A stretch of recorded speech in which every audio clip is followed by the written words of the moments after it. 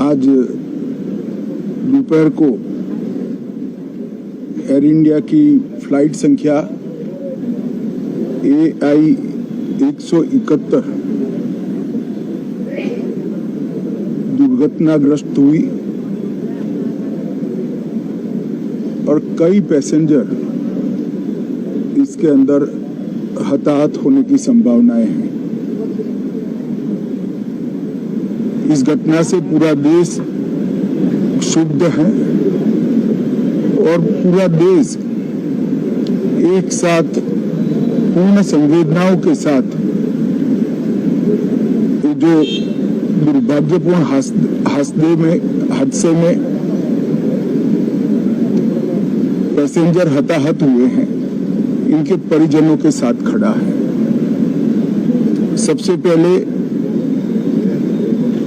मैं भारत सरकार, गुजरात सरकार, भारत सरकार के प्रधानमंत्री जी और गुजरात सरकार की ओर से भी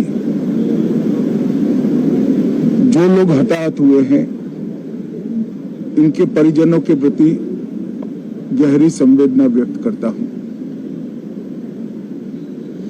10 ही मिनटों में हादसे के भारत सरकार के पास सूचना पहुंची। तुरंत ही मैंने मुख्यमंत्री जी, यहाँ के गृह मंत्री, होम डिपार्टमेंट के control room, civil aviation department, civil aviation मंत्री, सभी से संपर्क किया। प्रधानमंत्री जी का भी तुरंत ही फोन आ गया और भारत सरकार और गुजरात सरकार के सभी डिपार्टमेंट एक साथ होकर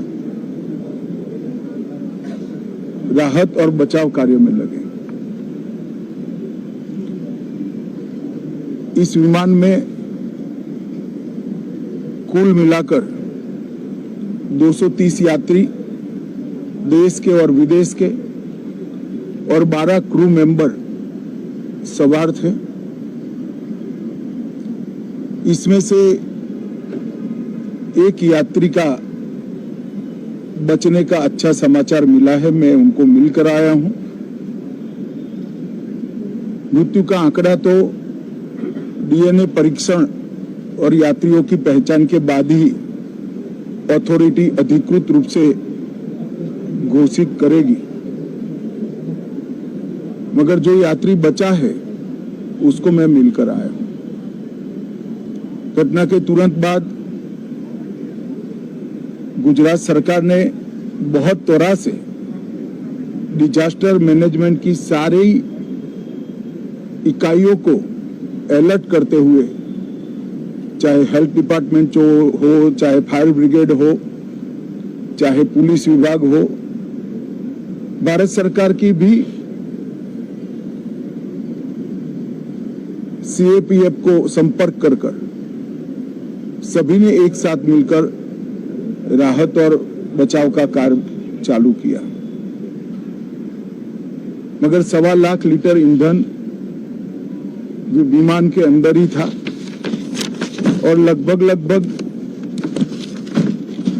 गर्मी तापमान इतना ऊंचा हो गया कि किसी को बचाने की मौका ही नहीं मिला। अब मैं घटना स्थान पर भी जाकर आया हूं। सारे यात्रियों के मृतदेह को बाहर निकालने का काम लगभग समाप्त हो चुका है। जितने यात्रियों के परिजन यहां पहुंच चुके हैं, वो सबका DNA लेने की कार्यवाही भी 2-3 घंटों में समाप्त हो जाएगी। विदेश में जिनके परिजन हैं, उनको सूचना देने की कार्यवाही समाप्त हो चुकी है और जैसे ही पहुंचते हैं उनके भी DNA सैंपल लिए जाएंगे और मृतदेहों की पहचान के लिए जितने मृतदेह मिले हैं, इनके भी DNA सैंपल लेने की कार्यवाही समाप्त हो चुकी है। गुजरात में ही लगभग 1000 के आसपास DNA टेस्ट करने पड़ेंगे। ये सभी टेस्ट करने की क्षमता गुजरात में विकसित है तो डीएनए टेस्टिंग के लिए कहीं गुजरात के बाहर जाने की जरूरत नहीं पड़ेगी। गुजरात की एफएसएल और नेशनल फॉरेंसिक साइंस यूनिवर्सिटी दोनों मिलकर कम से कम समय में डीएनए का परीक्षण पूरा करने के बाद परिवारजनों को अपना मृतदेह परिजन का मृतदेह सौंपने का काम करेंगे। उनके रहने की सुविधा, उनकी सांत्वना की सुविधा, जिनको मेडिकल प्रॉब्लम ट्रॉमा के कारण हुए इनकी मेडिकल की सुविधा, ये सारी व्यवस्था बहुत सुचारू रूप से हो चुकी है। अभी रिव्यू मीटिंग में सारी व्यवस्थाओं को हम सब मंत्रियों ने साथ में मिलकर देखा है। एविएशन डिपार्टमेंट ने अपनी जांच शुरू कर दी है और जांच तेजी से आगे बढ़े इसके लिए भी एविएशन मंत्री जी ने सूचनाएं दी है। मैं फिर से एक बार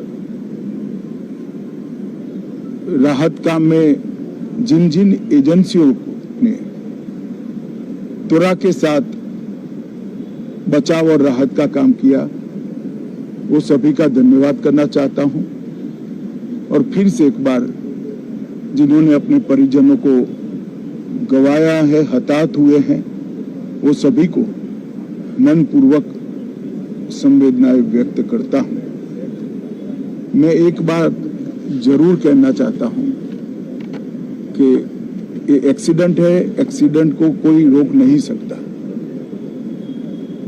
परंतु 365 दिन 24 घंटा इस तरह की घटना के लिए प्रशासन का जो अलर्टनेस है उसकी कसौटी उसी वक्त होती है जब ऐसी घटनाएं होती है। और आज गुजरात के डिजास्टर मैनेजमेंट की तैयारियों का एक प्रकार से दुर्भाग्यपूर्ण तरीके से मगर कसौटी हुआ और बहुत त्वरा के साथ यहाँ पर काम किया गया, वो पूरे देश के मीडिया के सामने और परिजनों के सामने भी आया है। अंत में मैं फिर से एक बार सम्माननीय प्रधानमंत्री नरेंद्र मोदी जी की ओर से, भारत सरकार और गुजरात सरकार की ओर से सभी हताहत लोगों के परिजनों के प्रति गहरी संवेदना व्यक्त करता हूं। धन्यवाद।